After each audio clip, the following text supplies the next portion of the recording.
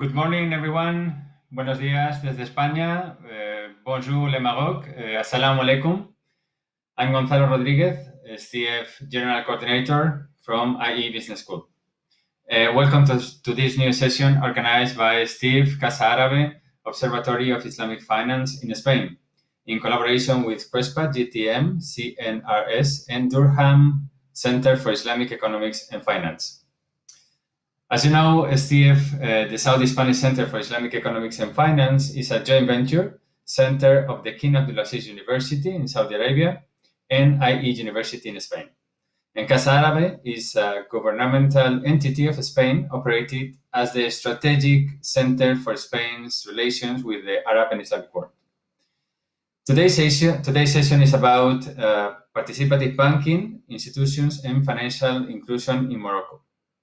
And this is part of a roundtable discussion series that we are organizing to bring together experts from the academic and corporate world to discuss the recent and current developments taking place in Islamic finance in a series of countries from North Africa and the Mediterranean region, where despite some decades of relatively slow growth, new regulations and policies are producing an awakening of the industry in the last 10 years.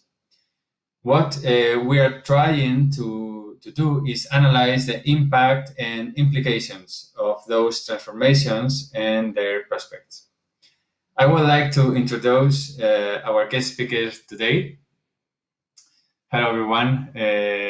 First of all, Wael Mohamed Amino, how are you? Wael is currently the chairman of Al Mali Group. He oversees and leads advisory assignments in more than 14 countries, mostly in the MENA region. He particularly specializes on fintech and on integrating sustainability into the business model of financial institutions. On the academic side, he lectured in a selection of leading British, French, Turkish, and Moroccan institutions and contributed to several articles in international journals. Among his works, he has a chapter in our last SCIEF book, this one. We are very proud of this book and your contribution. And in 2016, you won the first prize of the Best Agent-Based Simulation Application Award by the Islamic Development Bank. And also, you have a PhD in financial engineering from École Mohammedia d'Ingénieurs, Morocco, an MBA in finance with academic excellence award from Duke University in the States, on a Fulbright scholarships, and an IT engineering degree from NCS in Morocco. And you are currently completing the public leadership credential at Harvard Kennedy School. So welcome. Thank you very much to be here today.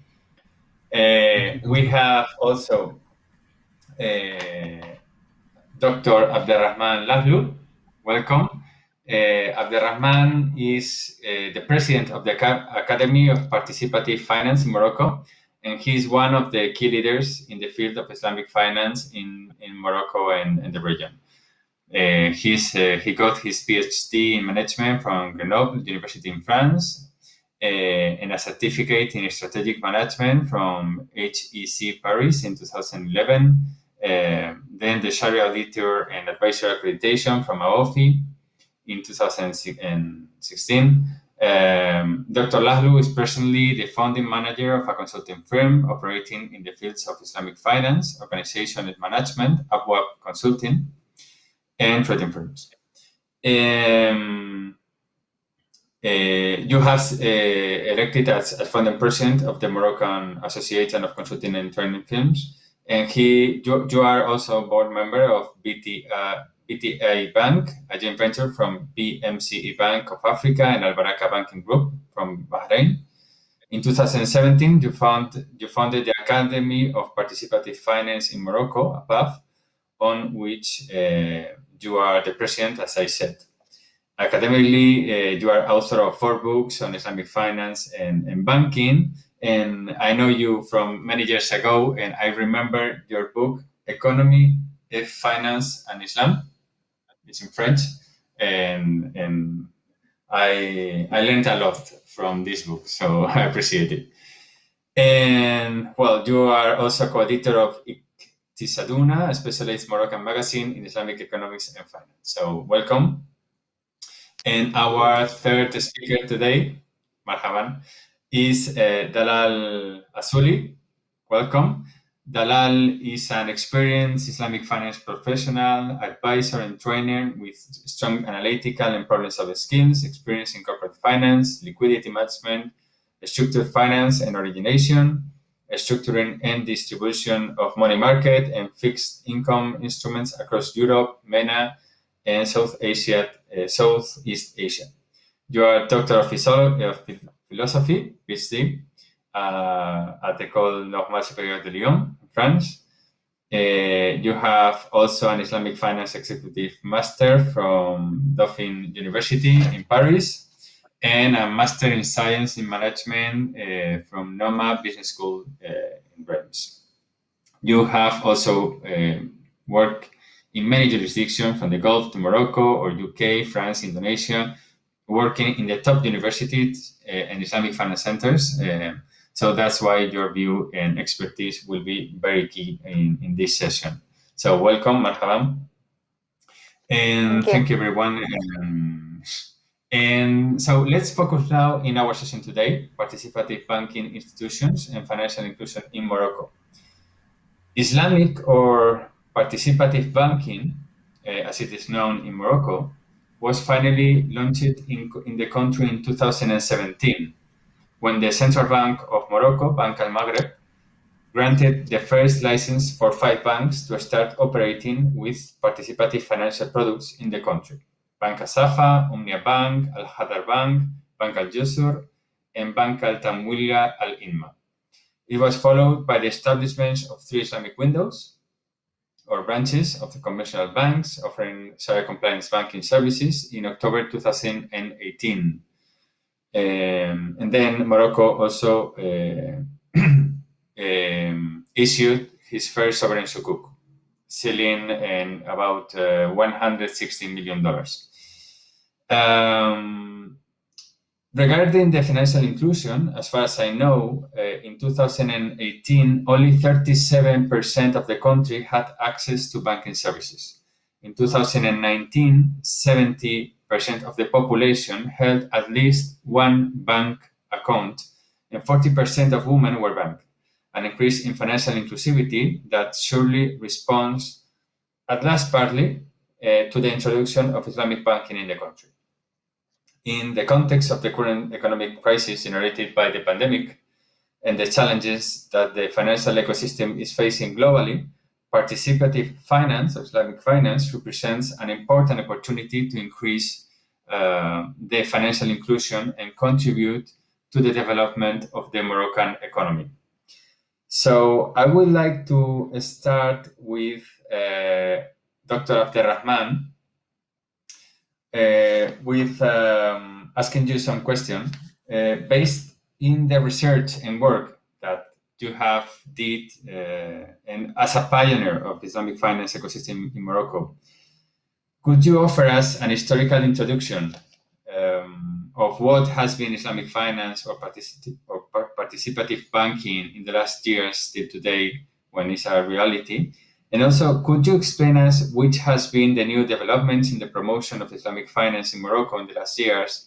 And is there any kind of governmental program to promote this industry? And how is the situation in Morocco now? Thank you, Gonzalo. Bismillah ar-Rahman ar-Rahim. I would like first to thank Casa Árabe for this initiative. In partnership with the IE and the Saudian Spanish institution. I had to appreciate their work when we were in a meeting a few years ago in Madrid, and the institution deserves all the congratulations for promoting the Arab and Islamic heritage or legacy in Spain, and this is to bring some warmth to the present diplomatic and political relation between Spain and Morocco. So I'm very happy with that. As per your first question, the genesis of Islamic banking and finance in Morocco takes us back to the 80s of last century, when Al Baraka Group submitted the first license request to the central bank.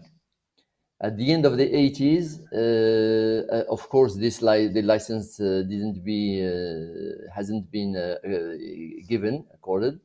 At the end of the 80s, a group of academics, scholars, and also practitioners of finance and business founded the Moroccan Association for Islamic Economics with the double purpose of promoting research and teaching of Islamic economics and finance at the university, and advocating the implementation of Islamic banking activities in Morocco. And that was the tendency in the Islamic world at that time and beyond. I was then Secretary General and founder of this association. So there were two paths. The first path, which is academic, has led later on to the creation of no less than 18 academic programs of Islamic economics and participative finance in more than 15 state and private universities. The second path, which is related to the ecosystem of participative finance, has led as a first step to the unfortunately aborted experience of an Islamic window with Wafa Bank. This was in 1991, and I was the team leader of this experience at that time. After that, the market and population had to wait no less than 25 years before the central bank finally and other political authorities give the green light for launching a segment of Islamic banking in the country, integrated in the whole banking ecosystem. So we can say that the authorities took enough time to build a comprehensive legal and regulatory framework, and they worked in parallel on the banking system, the capital market, and takaful insurance, which was outstanding experience according to what has been done earlier in other Islamic worlds.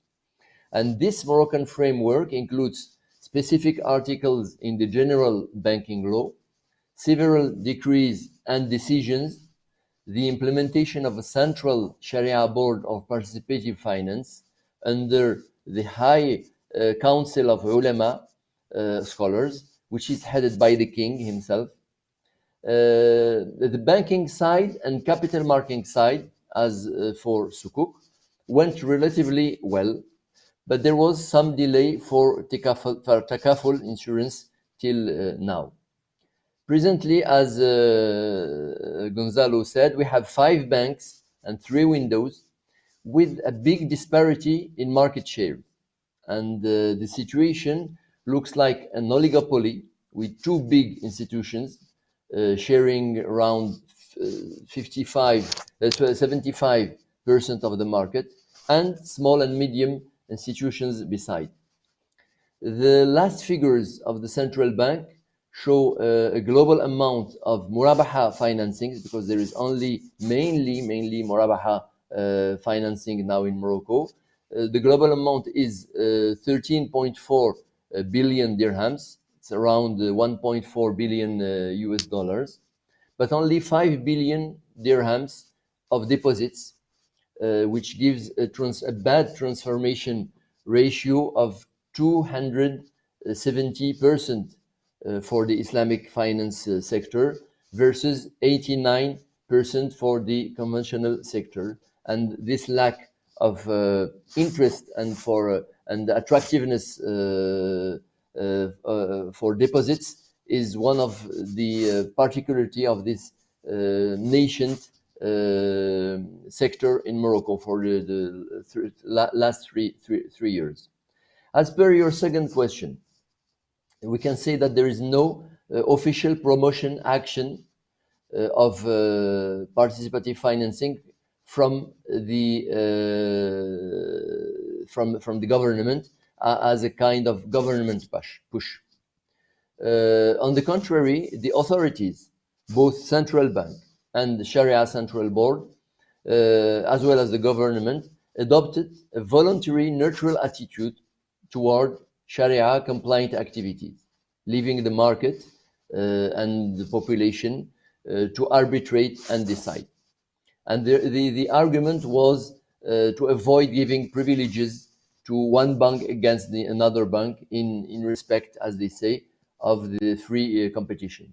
But besides this, our associations did this job, and I think we are doing a good job.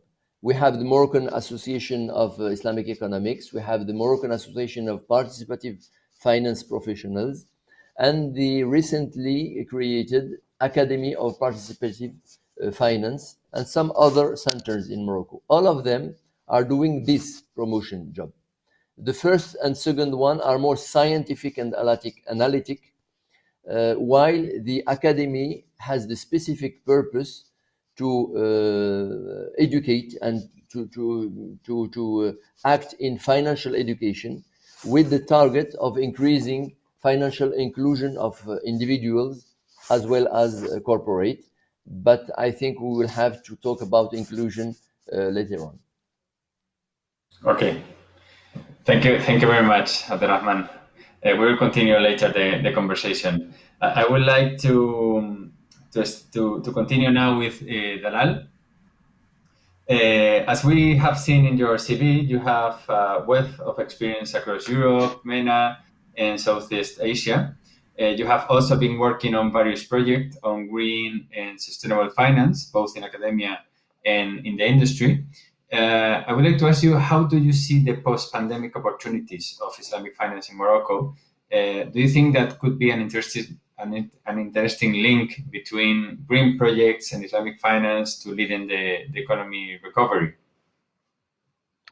Thank you, Gonzalo, and pleasure being in this panel with my dear colleagues and friends from the industry, but also thank you for the organizers actually for this interesting topic, because I think a lot of people do not know much about what's happening in Morocco in terms of participatory finance, so this is a good opportunity for that. I think that's a very good question, because we still live in a pandemic period, and the recent COVID-19 pandemic had significant implications. We saw that for both national economies, but also the global financial system. And that itself had significant implications on the achievement of the Sustainable Development Objectives in general. And in addition, of course, to the climate change challenges that impact not only the countries in the MENA region, but also in various also continents globally. Therefore, we saw that in the policy measures implemented by the governments globally, there are discussions also to promote a green recovery. So it is not only enough to maybe promote the economic recovery, but it should be done also in a green way, while it's taking into considerations environmental objectives and also social objectives.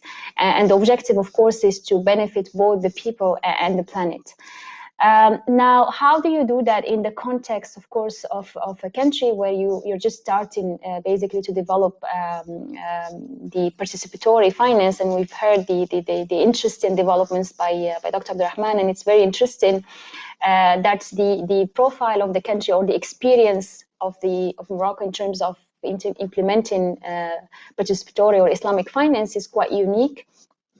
I think we saw that there are various challenges, and this is perhaps what should be the focus moving forward in terms of developing a participatory finance in the country. Everyone is talking about the new normal today, and we've seen that there are challenges in terms of, for example, education. We've seen that especially when it comes to remote areas where it is challenging to have access, for example, to electricity or to the internet, and therefore therefore leveraging on digitalization when it comes to e-learning solutions was literally impossible in certain remote areas. And that impacted, I think, in the country, according to the recent, I think, UNESCO statistics, about 8.9 million learners in the country. And that includes also primary and secondary education. So that negatively impacts the achievement of, for example, a quality education objective, which was already challenging before the pandemic.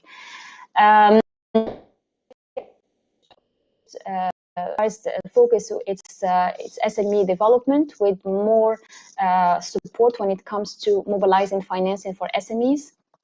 Also, in terms of agriculture, which is one of the strategic sectors in the country, which contributes to about 15% of the GDP and employs about 40% of the active population in Morocco. That has been also a key concern in terms of how to mobilize financing for this sector, which is also in line with achieving the climate change mitigation objectives and all. And therefore, there are also discussions about green agriculture, sustainable agriculture. Another sector, of course, is tourism, and there are also discussions in terms of greening the tourism sector. It's also one of the strategic sectors in the country that generates about 500,000 direct jobs, which was also negatively hit by the pandemic. And there is a large also informal sector that also was negatively impacted by the pandemic, in the sense, especially for those who don't have any social or medical security coverage, etc. Now, how can you benefit from all of these is the way actually the country should look at the development of participatory finance moving forward, while also developing synergies with green finance. And this is the trend at the global level. We see now more synergies between these two segments, and we've seen that, for example, in the development of some instruments like a green sukuk, also green products that are developed by Islamic banks in certain countries, and also leveraging from the rich experience that we saw in conventional markets, because, for example, green finance has been existing now for several years in other jurisdictions, and therefore there is a lot of work that has been done and that Morocco, for example, could leverage on in terms of developing green finance. And we saw that the country has already implemented certain initiatives, but these are still limited to the conventional markets, with the development of, for example, green bond frameworks, and also the issuance of green bonds by certain private sector institutions. Now, talking about, of course, the leading, of course, the green recovery efforts, this is very important now that we have the necessary legal and regulatory framework when it comes to the Islamic banking segment, but also the capital markets. Now it is time to scale up the activities of these segments beyond, of course, the traditional negative exclusions. Now we've been talking about, of course, preventing harm, which is the negative exclusionist strategies. Now, how can we move to promoting good, which is actually the objective of Islamic law?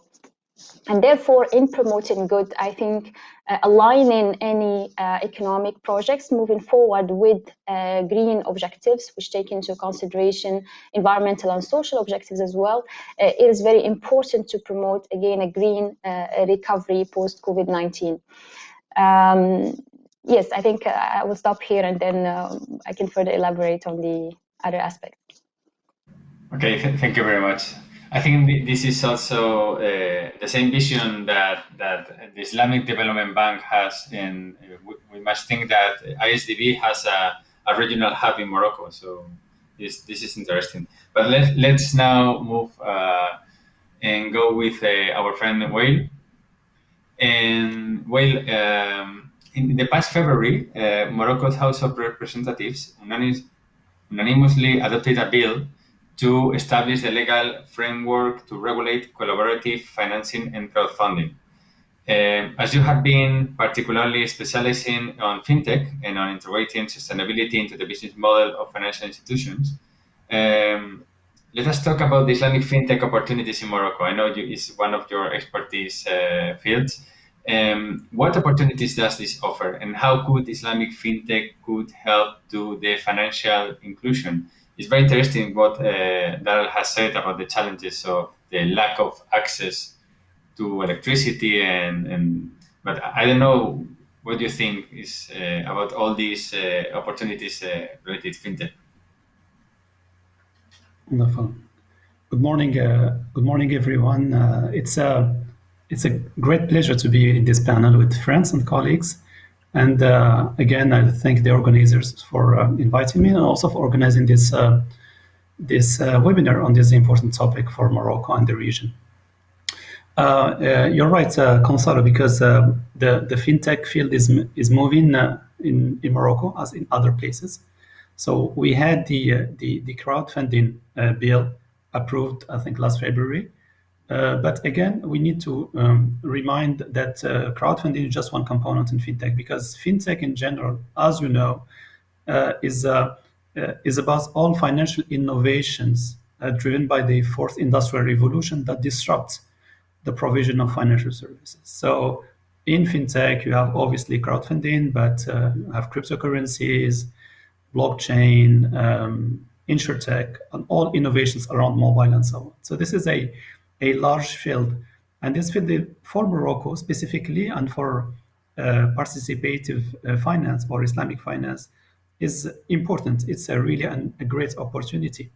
In our country, in your presentation, you discuss about the low levels of financial inclusion. Today, it's around 30%. So 30% of our population has access to financial services, which is very low. But at the same time, this low level of financial inclusion creates opportunity, because if we come up with new business models that are also in line with their convictions in terms of Sharia compliance, that's a huge opportunity. A second opportunity is related to the fact that we, in our country and in the region, we have a large young population. And as you know, young populations, I mean, they are keen on using the new technology. They're looking for new ways of simplifying their financial transactions. So this is another advantage that we have in our country. Also, with regards to the Moroccan diaspora living abroad, today they are facing issues with the transferring their money back to the country, because remittances in terms of costs are extremely high. So there is a window of opportunity here. And also to Dalal's points on sustainable development and the green recovery and all the sustainability development issues in our country, those are opportunities for fintech. And I'm glad to announce that we are launching a report with ISDB. Al-Maali and ISDB is launching a report on fintech and sustainable development. How can fintech be used for sustainable development in the context of participative finance? So we worked on the Maghreb region. The report is ready, and inshallah should be released in the coming weeks.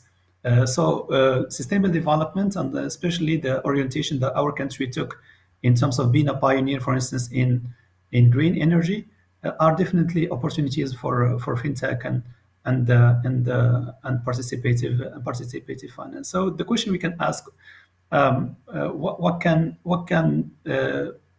fintech, in the context of Islamic finance, how can that elements bring value in a more specific way? I think there are many aspects. First of all, if we discuss about customer intimacy and how to respond to the customer needs, we know that today the banking sector in our country treats customer through traditional channels. So with fintech, we can, using AI and learning about customer behavior, we can provide customized services and better services. Of course, fintech helps financial institutions, participative financial institutions, and also conventional institutions to deliver their services with less. I mean, being providing services in an optimized way. And also, it allows those institutions to innovate and to create new business models, because the country to break the ceiling of this 30 or 40% of financial inclusion, we need to come up with new ways of delivering financial services. And in this case, fintech is extremely important. Also, another element I would like to mention here is that Because the participative financial institutions are young, they are more agile, they can pivot, they can come up with new business model quickly compared to incumbent players that are like, some of them are like 100 years old. So they don't have the same flexibility, they don't have the same agility. So all those elements are important to highlight that fintech is an opportunity, low financial inclusion is an opportunity, and participative finance in the country should leverage fintech to have a better positioning, because one of the critics we have today for participative finance in the country and also in other countries is the fact of coming up with something new, with something fresh, with something novel. I'm not talking about Sharia compliance, this is very important, but I'm talking about a new ways of providing financial services. So to do so, fintech is definitely one important element that could be leveraged in this competition with conventional finance in the country. Back to you, Gonzalo. Thank you, Will. Of course, innovation will be, I think, you know my opinion about that. So I think innovation will be key for the development of Islamic finance in Morocco. And it's good. It's great to know that you're gonna issue a report with the Islamic Development Bank. You are more than welcome to share and present it with us, this report, when you want. Okay. And so now back to Abderrahman. You, doctor, as a citizen, as a Moroccan citizen with a great knowledge of the ambition of the kingdom, could you explain us how is the socioeconomic situation right now in Morocco? And do you think that Islamic finance will indeed respond and have the desired effect to increase the financial inclusion in Morocco? Okay, thank you, Gonzalo. This topic is properly articulated with what has been said earlier by Dr. Wael and also Dr. Dalal. You know, the socio-economic situation in Morocco is not brilliant, not good. We still suffer from a high rate of unemployment, high rate of uneducation, people who are not in education, who are not in work, and this is mainly related and in relation with the weaknesses we have in our economic system. That's why, to be short, that's why the financial inclusion is a priority for the government and for us as well. The rates of financial inclusion in Morocco are very low. In terms of banking, it has been mentioned before, only 35% of the population have a bank account, of which less than the half are, as we say in banking jargon, equipped. It means the customer is getting a credit. This situation is the result is mainly the result of aversion of an important part of our population toward the conventional banking system, even for opening an account for the daily operations, and even more for contracting credits with interest. A recent study of the Higher Commissioner for the Plan showed that 30%, it is an official study, 30% of SMEs are unbanked because of religious conviction. Other studies show higher rates for individuals. In the insurance field, the inclusion rate is even lower. It's around 15% only. So, as I said, improving financial inclusion is a priority for the Moroccan government, as it brings development, of course. Because of religious convictions against interest credit, a majority of citizens, as economic actors, are excluded, totally excluded from the formal economic sector, as Dr. Dalal mentioned before. And of course, the inclusion is a concern both for banking activity and insurance. As for banking activity, a better inclusion will bring a better rate of savings first, for the sake of improving investment rates in Morocco, but also for the recourse to financing from the population in order to develop not only housing and equipment, but also to develop business as a source of value creation and a source of welfare. So in the academic, as I said earlier, in the Academy of Participative Finance, we are keen to organize a lot of activities, a lot of publications addressed to this population, both individuals and companies and economic actors, in order to explain to them that now, if before you hadn't the chance or the opportunity to deal with Sharia compliant institutions, now you have this chance and this opportunity.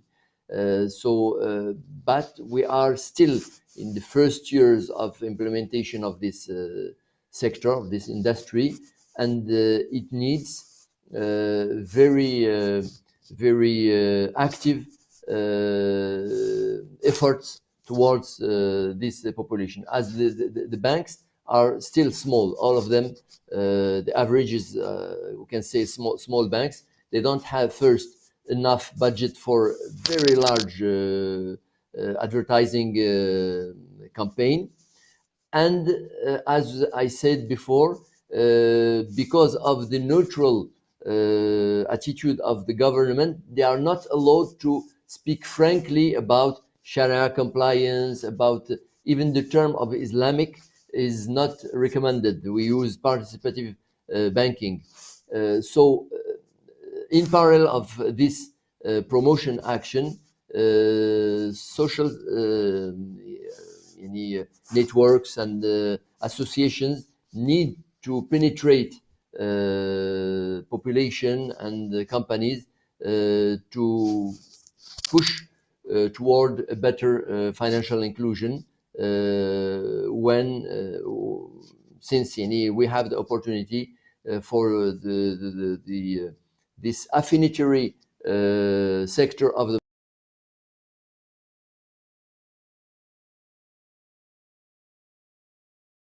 You have lost the voice, the sound.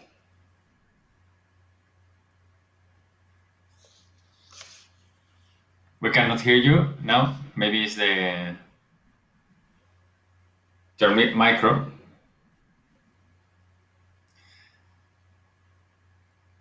We cannot hear you, but we can move forward. Anyway, it's incredible to see that 30% of the SMEs are unbanked because of religious beliefs. Well, it's so challenging. So now we're moving forward with Dalal again.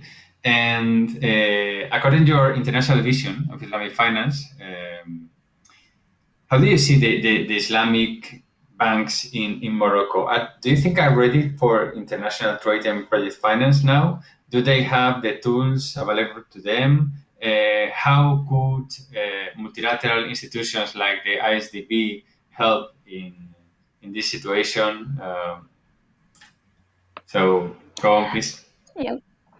I think that's an interesting point, because at a certain stage, I think Islamic banks or participatory banks in Morocco will need to scale up their operations, and some of them have already international partners. I mean, when they have or launched their businesses. So I think for that, it is important to leverage also on the international trends, while also taking into consideration the local challenges that we have discussed. I mean, earlier. And one of the key trends that we mentioned is, for example, sustainability integration. So how can banks, participatory banks, scale up their activities while integrating sustainability objectives in their activities?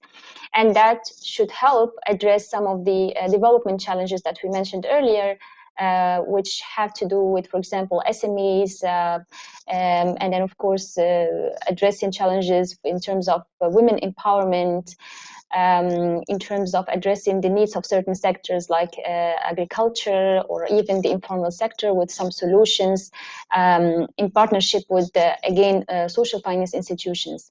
I think at this stage, of course, I mean, there are two schools of thought. I mean, some might say that it's too premature to talk about, again, synergies with other segments, such as, for example, the green finance segment. And some would say it's an opportunity. And I think I do agree with Wael's comment earlier, in the sense that if you want to, this should be taken as an opportunity to innovate in moving forward and scaling up the activities of participatory bank. And I think that could be also a good argument in terms of also addressing the issue of reaching out to a wider investor and customer base. Here, of course, the synergies, I think the advantage is that there is also a good there are good experiences already in the market. And I think you mentioned the role of multilaterals, including IDB, which could support in terms of, in various ways. I think the private sector arm of IDB, which is ICD, the Islamic Corporation of the Private Sector Development, and same goes to other multilaterals who also have a private sector arm that supports the financial institutions and the private sector in general. This could be done in various ways, either through product development, through marketing, but also in terms of mobilizing financing and reaching out to a global investor and customer base. There are, of course, another opportunity, which is developing more synergies with the social finance sector. And I think Islamic social finance is quite unique, of course, in the country, and we've seen that we have, for example, in terms of awqaf, in terms of zakat, in terms of, for example, Islamic microfinance, there are a lot of opportunities in terms of developing also dedicated products that target the bottom of the pyramid populations, or the disadvantaged populations, in a way, with the development of dedicated instruments and products. And here there is, of course, there are various opportunities that participatory banks can leverage on. And the other thing is, when we look at currently, for example, you mentioned project finance.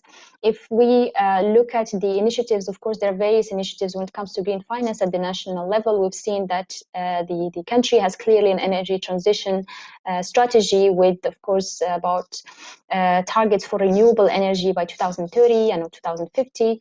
And we've also seen the Green Morocco Plan and a number of initiatives in other sectors. However, if we look at the financing sources for all of these initiatives, they're currently supported by various mechanisms, which include, number one, of course, public funds, but also conventional commercial banks and a number of multilateral institutions like the African Development Bank, the European Investment Bank, but also other climate funds, in addition to, for example, the French Development Agency, etc. But we don't see at this stage yet Islamic banks or participatory banks. So there is, of course, opportunity in this regard in collaboration with international institutions, but also in terms of exploring other, of course, developments in terms of innovation. And I think I do agree with Wael in terms of the potential of fintech in promoting financial inclusion, but also in terms of reaching out to other categories of customers. And we're talking now about the millennials, for example, who require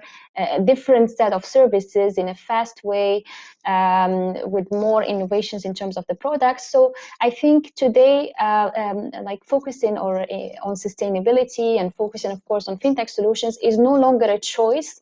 Rather, it's a need to adapt to market needs, but also to scale up the activities of banks. And I think these are two important developments that participatory banks can leverage on in terms of scaling up their activities locally, but also internationally. Thank you. Yeah, the need of adoption, very, very, very interesting. And just to close this second round and then move on with questions of our audience, I would like to talk with you, Wael, about the future. How do you think these advances in Islamic finance in Morocco in relation to the global development of the industry which potential do you see for the future expansion of Islamic finance, both in Morocco and regionally in North Africa? Or what will be the main measures and policy that would help the kingdom to promote Islamic finance in your country? How do you see the future? Thank you, Gonzalo. Those are very important questions, and I think that maybe Dalal has answered some of them. But let me add two elements for this. First of all, I think the social finance is important. We have for social finance in Morocco, we have for instance, if you take the example of Awqaf. Awqaf is we can call the Islamic endowment.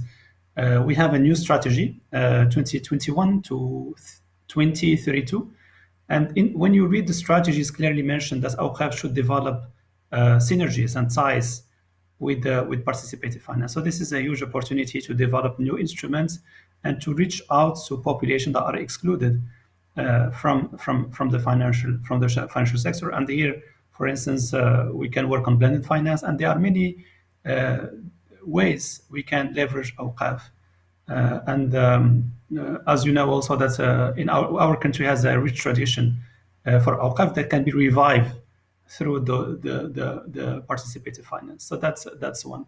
Microfinance is a second topic. Of course, there are conventional microfinance institutions having some successes to some extent, but I think the way Islamic finance is structured offers many opportunities to deal with microfinance in a different way, more into economic empowerment and more into the integration into value chain. So I think that we can add value through the Islamic finance approach and philosophy to microfinance specifically.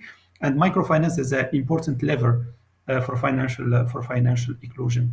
Also, as everyone knows, the country is quite ambitious in terms of renewable energy.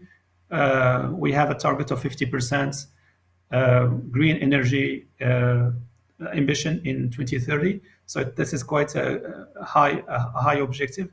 Yes, today big projects are easily financed through MDBs and international investors, but we feel that in this sector there is what we call the missing middle that is not financed yet, and here participative finance can play an important role. And again, I agree with what Dalal said. I mean, it's no more a luxury to do so. I think it's an objective, because if we seek to have an important market share, we can do that with traditional instruments that are similar to conventional instruments. Yes, they're compliant, but the essence of the instrument and the philosophy is somewhat very, very close. So we need to get out of this mindset, out of this paradigm, and go into new paradigms where we can play a more active role, and where those institutions can be seen as bringing an additional value besides financing, but bringing value in terms of building ecosystems, in terms of restructuring value chains. And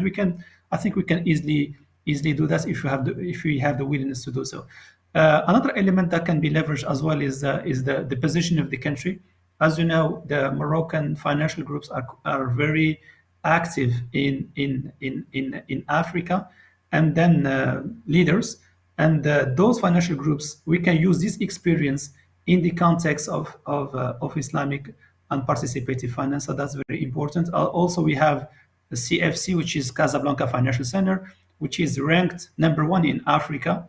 And if we have this ambition to develop Casablanca as the financial center, the gateway to Africa, we need necessarily to come up with innovative structure in the Islamic finance side, specifically in capital markets. As for the measures and the policy recommendation, I see as very important. The first one, I think we need to have a clear strategy, because so far we don't have a strategy for participative finance in Morocco. When I talk about strategy, I mean setting objectives and setting also implementation roadmap, and doing assessments and so on, and fine-tuning. Yes, every regulator is trying to push the industry forward. But as a national consolidated strategy, we don't have that so far, and that's very, very important. The second aspect, which is also to me is critical, is the regulatory in the fintech side. So this is not related specifically to participative finance, but this is related to finance in general. So making it easy for startups or for innovator to enter the markets, because today the barrier to entry to financial markets in Morocco is quite high. But we need to make it more easy to come up with innovations and to work with financial players. So for instance, policies like open banking, sandboxes, innovation labs, all those are very important to stimulate the development of the fintech in the country. On the sustainability side, I think we need also to yes, we the regulators have come up with the guidelines for issuing bonds and green and social instruments, but we need also to move forward on this by making them easy to use, and why not making them mandatory, because this is extremely important. And one last thing I feel, for me, this is a dear topic to my heart, is the governance. Today, our country made the choice of having a central governance structure, which is okay, which is good, because it has many advantages. But at the same time, it creates bottlenecks at the level of the Central Sharia Committee, because it has to deal with a lot of topics ranging from banking, market, fintech, social finance, and one committee cannot have all the capacity to respond quickly. So I feel that we need to decentralize some elements that are taken in charge by the Central Committee to the level of financial institutions, with a reinforcement of controls and so on. So I think that's important to have to be more reactive, and to have a short time to market, because in fintech, as it was mentioned earlier, we need to be fast. We can have a product developed in 2021 and released in 2023, because that's not possible. And by the way, this is what happened for the crowdfunding law. I mean, the initial discussions were maybe in 2017, and the law was just approved. But in the meantime, the crowdfunding industry itself evolved internationally. So we need also to think of how can we make the regulatory process smoother, with some exceptions, specifically for the case of fintech. So those are some recommendations and policies I feel can enhance and make participative finance play a more tangible role, because so far the market share is small. So we need to have more momentum, and we need to create more value. But to do so, we need more scale, and I feel that those recommendations can help in that direction. Thank you, Gonzalo.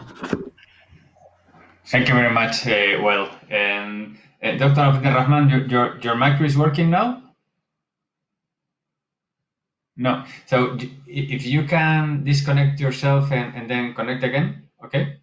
Thank you. And now we are moving with a first reaction with Dr. Mehmet Asutai. He's the director of Durham Centre for Islamic Economics and Finance. Welcome, Mehmet.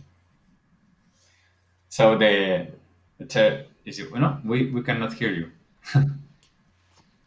Your micro. My microphone is on, but somehow it's not working. Is it working? Yes, it's working now. Okay. Thank you. Okay. Thank you very much. It's a great pleasure to be among the friends and looking at the developments in participatory banking in Morocco. Again, of course, the term participatory banking indicates the larger issues that we have in front of us, such as in Turkey as well. It is called participatory banking because of the nature of the political economy. But beyond that, I think what is important for us to look into the particular models. I mean, it is an exciting development to see that Morocco has moved into participatory banking. What I call is the, in terms of institutional development from region to region, that's the third regional development that we had beginning 2012 in the region, Tunisia, Libya, Morocco, and in the Gulf, Oman. These are the last part of the Islamic financial development chain. So therefore, it is an exciting project. However, at the same time, as have been raised by colleagues as well, there are some important tension areas that we have to consider. In other words, what is the rationale for having participatory finance, participatory banking? There are different models available around us, the Malaysian model, the GCC model, but also there are emerging models such as the North African model. And therefore, the importance of considering the nature of the field rather than replicating the models from the other regions, because Morocco and other North African countries have particular dynamics. It's a developing country. Morocco is a developing country among other North African countries, and hence we have to see how Islamic banking is working towards such an objective rather than just looking for a capital movement. Islamic banking based on capital movement is successful project in the GCC because there isn't a particular development objective in the region.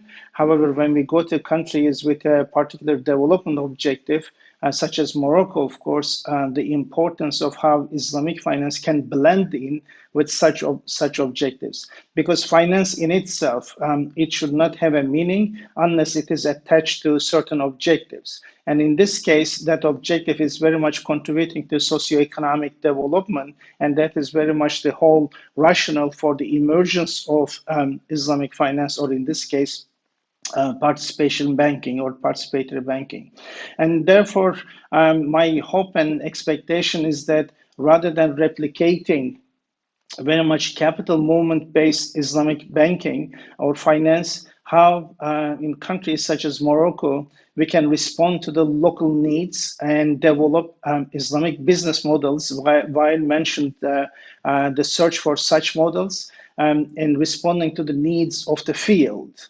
Because when we look at, of course, the habitus can be different, the field can be different, the capital can be different from one country to another. And here in Morocco, compared to other models that we have, a different field. And as explained by colleagues, you have youth population, you have huge unemployment, you have agriculture as an important dynamic of the country, as well as the very micro and small size and medium enterprises. And these are very much the objective function for participation banking and finance, how to mobilize resources around such objective so that we can have a lasting solutions to the problems on the ground. In other words, yes, financial inclusion is important. We might have statistics suggesting that 70-60% people now in the banking system, and Islamic finance provided opportunity for overcoming voluntary exclusion because of the religious reasons. But beyond that, what is important, whether we are contributing to the empowerment of people. And that part is an important issue we have to consider because at the end of the day, the message is towards empowering people, creating this development program, and hence alleviating poverty and increasing accessibility to resources rather than just doing the usual things with the Islamic finance. Therefore, my hope really is to see a new model emerging in the region by directly referring to the problems on the ground and how Islamic finance can contribute, or participatory banking can contribute to that process. Of course, it has been raised, sustainable development related issues, while as well as Dalal has referred to that, and these are important parts. But again, the empowerment in terms of creating job opportunities, as well as resource allocation to those sectors which has priority in the country is important. And therefore, the urgent need to come up with business models, of course, within the Islamic principles, within using the traditional models of financing, but within new business models, so that we can make a real impact on the ground, and hence which can then appeal to the ordinary people on the ground.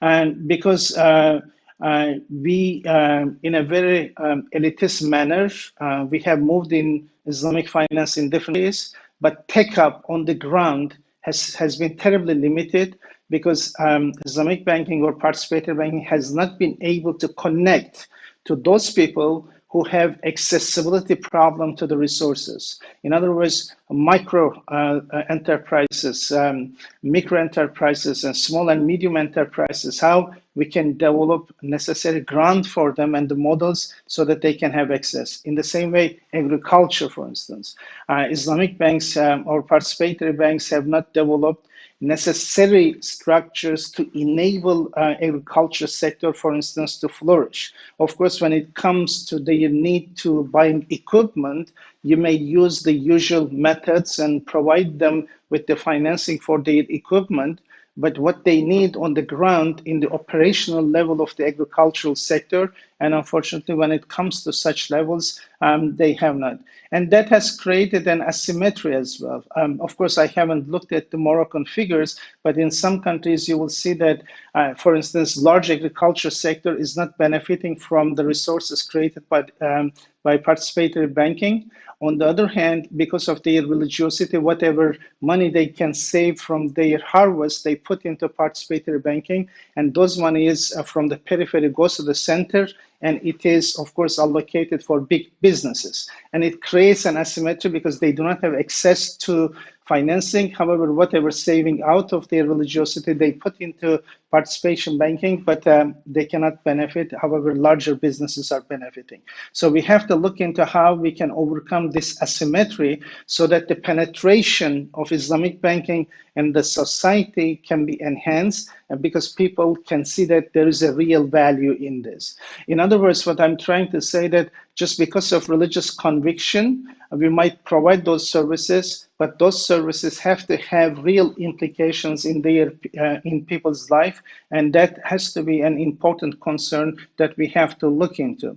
And therefore, the importance of new business model, whether fintech, for instance, as mentioned by Wael and Dalal, whether fintech can resolve that matter, or whether fintech is another way of moving capital around, that is, we have to see, of course, the developments. But for the region, I think this important part of directly connecting to the field, and therefore generating a new model, perhaps a Moroccan model, directly relating to the field and providing resource accessibilities. And therefore, I used, rather than financial inclusion, but I use the term resource accessibility, how resource accessibility can be achieved so that those important sectors which contribute to the GDP of the country, agriculture, fisheries, MSMEs, type of businesses can have accessibility to resources so that they can expand their businesses and contribute to the value added, and hence contribute also the employment in the country is something that we have to consider. And of course, that is very much the market logic versus the Islamic logic. In other words, while we might essentialize such important qualities in terms of resource accessibility, but market logic, of course, may not necessarily facilitate that. And that's the challenge currently we are witnessing, not only in the Moroccan case, but all over the Western world where there is the presence of Islamic finance. However, my take up on that, of course, market conditions are the ones which determines the operation of Islamic banking. But on the other hand, the whole existential rationale for the emergence of Islamic banking was very much the Islamic logic, which suggested that Islamic banking and finance or participatory banking can make a difference on the ground by creating this resource accessibilities, and that is something that to work around how we can achieve that. And that's an important take up, and in particular, I have huge hopes from Morocco and the North African countries to develop an alternative model in Islamic banking or participatory banking, in addition to the Malaysian model and the GCC model, which are heavily financialized, perhaps a very much real economy oriented, a very much relating to the people's life and creating larger penetration in the society. That's the model that I'm hoping to see, and hopefully the sector in Morocco can move in such direction to make a distinction so that people can be empowered. And Islamic finance, then we could say that it has fulfilled its objective, and in particular, the name directly participation directly suggests that the stakeholders' interests have to be considered, and all those people who have been excluded from the resources, they are stakeholders, and we have to reach out to them to generate such an environment. I'm hoping that we can work towards such an objective, in particular in the Moroccan case, and how this logic of bringing people in can prevail over the capital movements. And I'm hopeful. I'm sure that there are different work has been going on in the ground to make that difference and bring that difference on the table. That will be a huge contribution, not only for Moroccan economy and the Islamic financial development, but to the world, suggesting that different ways of looking at reality can be possible, and sustainable development there can be achieved through that. Thank you for the time being. Thank you very much, Mehmet. Very, very interesting. I think add value to the daily life of people is key for the success of Islamic finance anywhere, especially in Morocco, of course. And we have now different questions from the audience. And of course, if you have any comment, you just can comment anytime. But I can read some of them from Fatiha Talait. She said that you have listed the challenges of participative finance in Morocco: green finance, post-COVID reconstruction, fintech, the youth of the population, low bancarization. What about gender? Is there any specific strategy of Islamic finance towards women? Anyone could take this? Well, do you know if there is any strategic, or what do you think about this issue? That's an important topic, and by the way, we forgot to mention that 2 days ago, Morocco released the new development model report, which is a milestone actually, because it clarifies what is the invention of the country and how to go forward when it comes to economic development in the future. So that's an important report, and if you look at the report, the gender issue is one of the pillars. As for the financial sector, I don't. Even the conventional sector, I think there isn't any like specific strategies when it comes to gender. Yes, when we look at microfinance figures, most of beneficiaries of microfinance are women, so that's clear. And in last March, during the 8th of March, actually, to be precise, the Securities Commission issued guidelines on gender bonds that could be also applied to sukuk bonds as well. But we haven't got any gender bond, but we have just the guidelines. And the same day, one large financial group in the country announced the issuance of a gender bond, but it's not issued yet. So to the question today, it's more on the ambition side, but on the ground, we don't feel that the financial sector have like specific strategic objectives with regards to women, to financial inclusion of women specifically. not talking about microfinance, but in general, there are some initiatives. You'll find some like banking packages or insurance packages specifically for women. But as a strategy in general, I feel that even conventional finance is not up to the to the challenge. In participative or Islamic finance, I don't think there are any like specific tangible initiative in that regards. Okay, thank you. If I may add to that, Gonzalo. Yes, go ahead. Yes, please. Dr. Abdurrahman. Yes, no, I mean, I was just going to add that. First. Thank you so much, Dr. Abdurrahman. I was just going to add that actually the challenges we mentioned actually initially apply to both like females and male labor as well. But if you look at the female labor participation in Morocco, it is about more than 20%, and that is concentrated in actually the agriculture and industrial sectors, but also in terms of the informal work and the non-agriculture employment work. There's also like about 17% of women in non-agriculture employment work informally. And that also exposes them to all the challenges we mentioned in terms of the, for example, the interruption of activities post-COVID, etc. In terms of the support itself, as Wael clearly mentioned, there are no, to my knowledge, dedicated programs, especially to women empowerment per se, but there are initiatives by international organizations when it comes, for example, to women-owned SMEs, etc. And we've seen that mainly those international partners, mainly multilaterals, provide capacity building initiatives and trainings in terms of, for example, financial education, etc., to women-owned SMEs.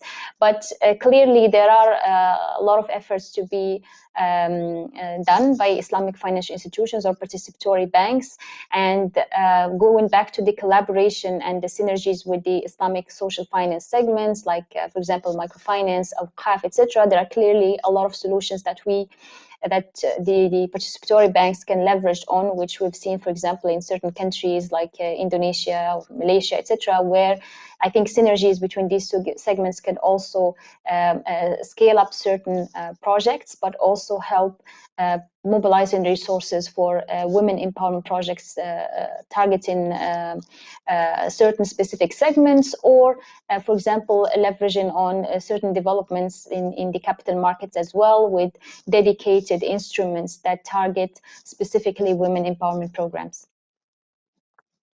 Okay, thank you.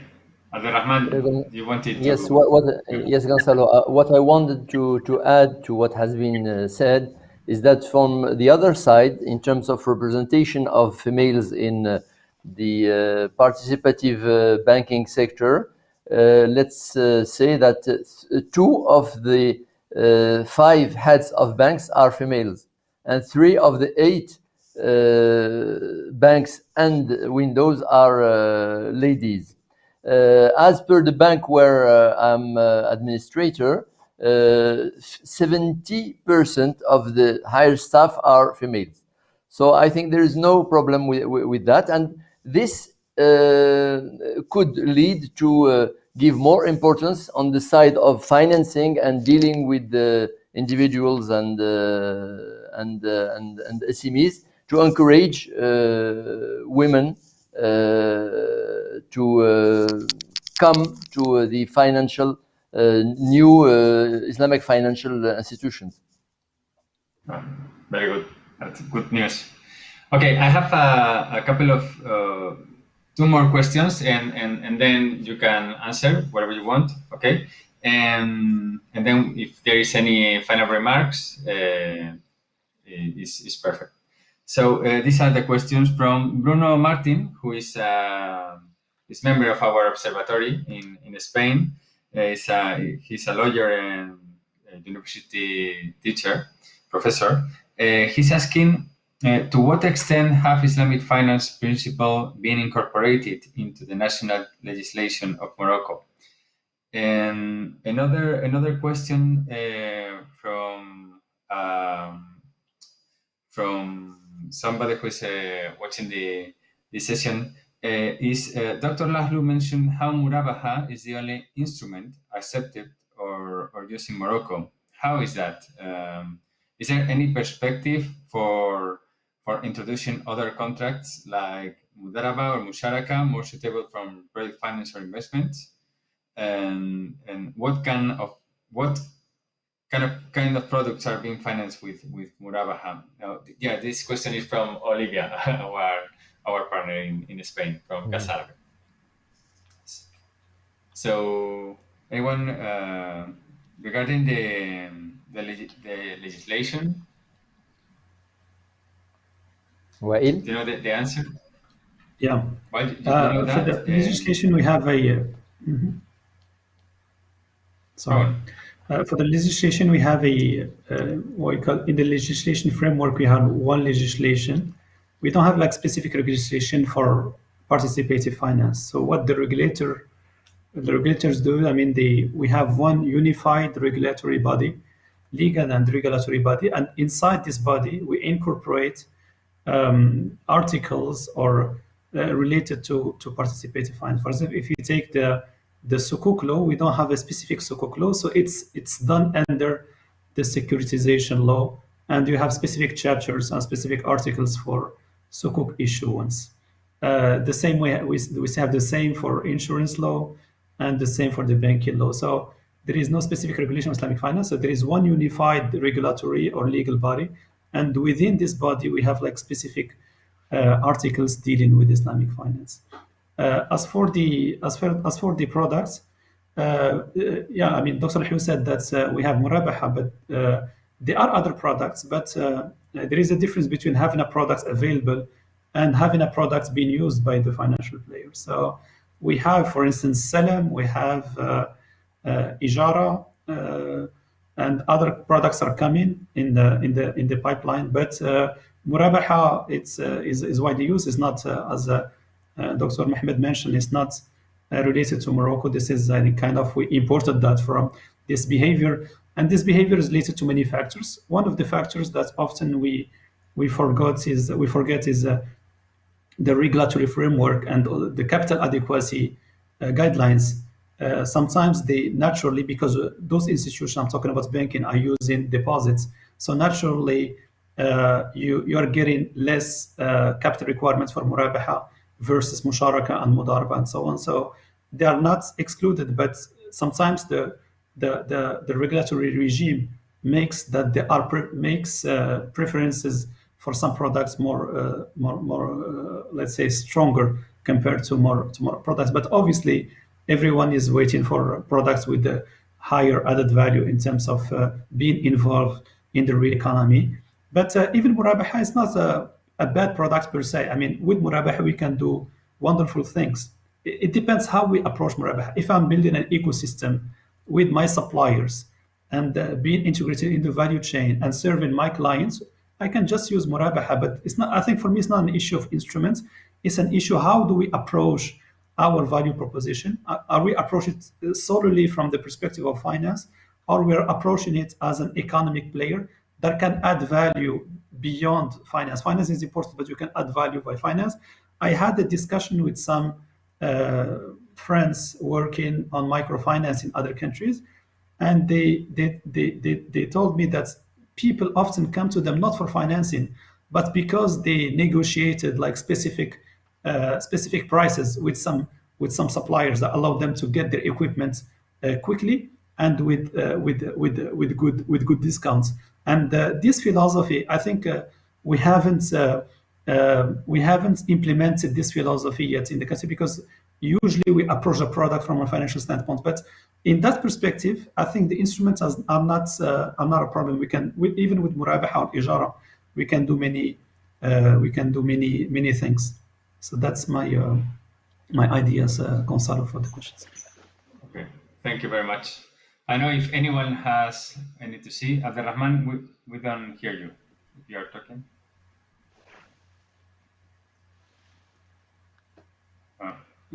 Your microphone, Abdelrahman. Not working. Okay, so sorry. Can I add one point, Gonzalo, very quickly? Yes, please. Waiting for just for coming back to financial inclusion. One of the elements that we need to understand today is that our focus for the financial players in the country, Morocco is important, the region is important, but the biggest focus should be on Africa, because this is where we're having the growth in the future. We're having 2.5 billion African in 2050. So, and in Africa, the figures for financial inclusion, of economic inclusion, access to finance are extremely low.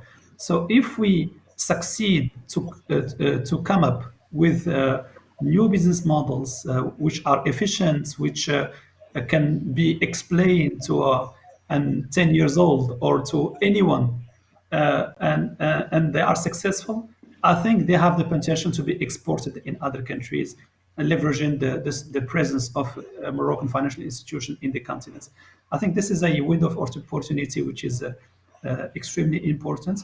The other thing is that as a country, the country has an ambition to invest in Africa and is already investing strongly in Africa. This investment, this ambition cannot be fulfilled if we don't have a financial sector that is here to assist those Moroccan companies going out with innovative solutions that think into account the reality of the continent, the constraints and the opportunities of the sectors where we're investing, and come up with those solutions that will push those companies to succeed in the continent. I think this is extremely important as well. Yeah, sure. I think Morocco could lead this investment in Africa, and indeed is the hub for financial development in Africa. So Abderrahman, now you're here again. Do you hear me now? Yes. Do you hear yes. me?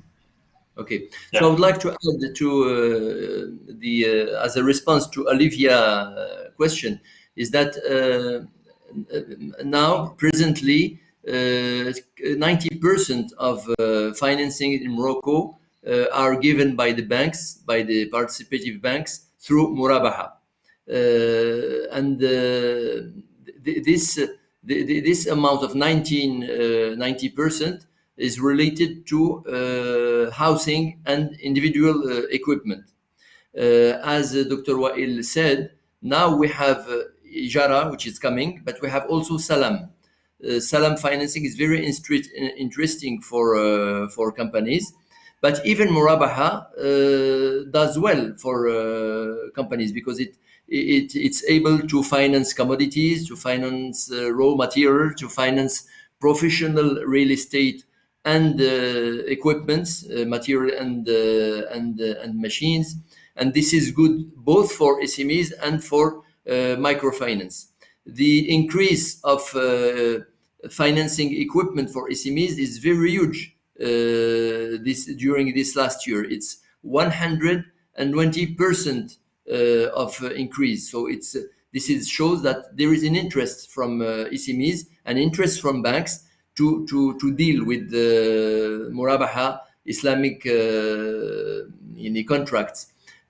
So as for resource accessibility, back to the idea raised by brother Mohammed Asutai, there is no problem of accessibility, since all the demands of SMEs, individuals, are satisfied by banks. The problem is in the lack of resources for the banks, because we all have been disappointed to see how population reacted towards Islamic banks because of the lack of good communications. Most of Moroccans consider banks as a financing institution. They don't come unless they need financing, and they are not yet familiarized with Islamic banks or participative banks as the daily operation banks, where they can open an account and make deposits.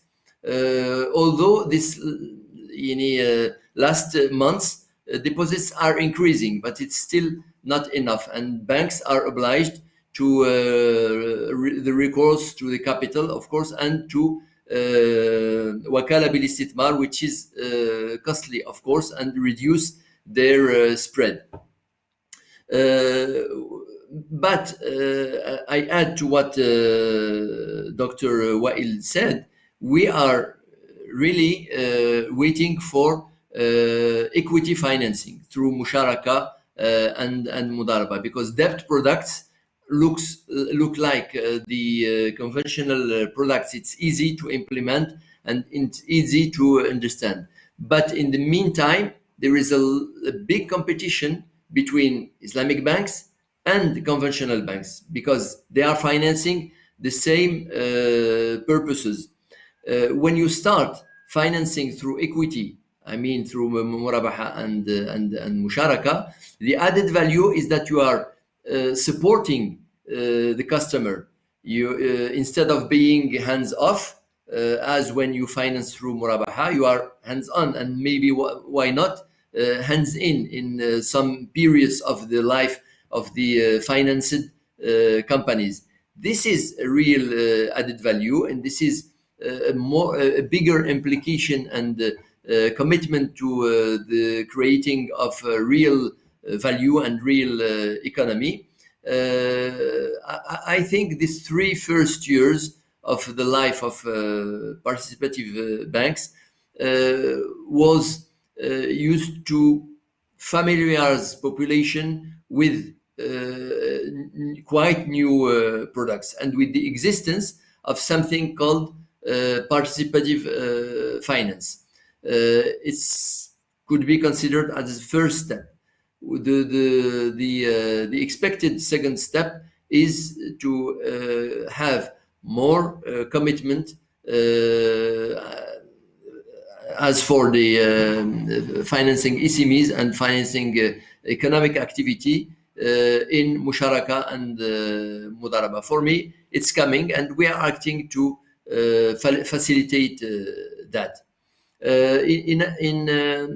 In reaction to one of the questions asked by Gonzalo, and it has been mentioned by Dr. Wael, there is another part of financial instrument, Islamic financial instrument, that are not dealing with business but with social care, which is zakat and waqf. The tradition in Morocco is important in waqf.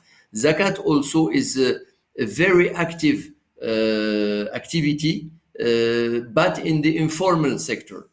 We are waiting now for using this tool and instrumenting this tool for development. The report for the new development model mentioned by Wael gives a very light mention to activating zakat officially through the Ministry of Finance, or maybe through an independent body. And this is